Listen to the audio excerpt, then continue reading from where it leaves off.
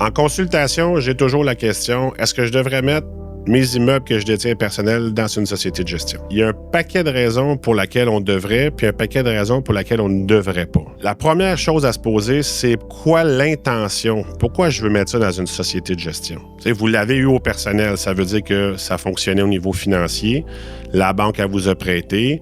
Généralement, vous allez avoir des revenus de loyer, bien évidemment. Est-ce que c'est, moi, j'aimerais passer mon patrimoine immobilier que je détiens au personnel vers mes enfants. Dans ce cas-ci, ça pourrait devenir intéressant. Je vous explique pourquoi. C'est que sûrement, comme tout bon particulier et investisseur immobilier, vous vous dites, chaque année, j'ai des revenus de loyer. Donc, j'ai des profits. Puis, nécessairement, parce que les locataires ont payé une partie de l'hypothèque, du capital, ça reste un rendement. Tu sais, souvent, on me dit, mon bloc est cash flow positif. Attends, à la fin de l'année, il l'est peut-être pas parce que tu vas avoir de l'impôt payé. Mais souvent, ce qu'on va faire, c'est qu'on va utiliser de l'amortissement sur les immeubles. Pour sauver, exemple, j'ai 10 000 de revenus de loyer net.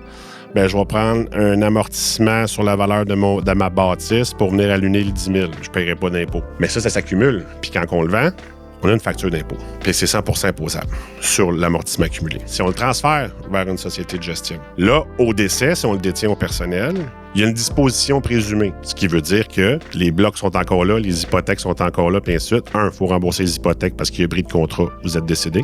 2, le gouvernement, il va vous taxer sur le gain capital et sur les récupérations d'amortissement, puis c'est souvent là que ça peut faire mal. S'il y a eu de l'amortissement, pas eu d'amortissement, c'est un peu différent. Mais le fait de les avoir transférés vers une société de gestion, là, ça se fait pas sans coût, là. Parce qu'il y a un roulement fiscal qui doit se faire. Il y a un fiscaliste qui va venir faire des écritures pour pouvoir l'envoyer. Il va falloir demander à votre banque si elle veut que vous l'envoyiez dans une société parce que c'est pas le même type de prêt commercial, prêt personnel. Puis il y a la ville qui vous attend probablement avec des droits de mutation. Un genre de nouvelle taxe de bienvenue. Ça se fait pas sans frais. Mais si vous avez un gros parc conséquent, puis c'est vraiment l'intention de le laisser vers la famille, puis parce que là, ce qui va arriver avec votre société, nécessairement, c'est des actions qu'on va léguer. Et si on lègue des actions, ça va juste être le gain en capital qui vont payer de l'impôt dessus. Puis comme on sait, le gain capital, pour le moment, est imposable juste à 50 %. Et lorsque les enfants recevront les actions, pourront décider, on vend ce bloc cette année. Et là, l'imposition sur l'amortissement sera faite dans une année donnée.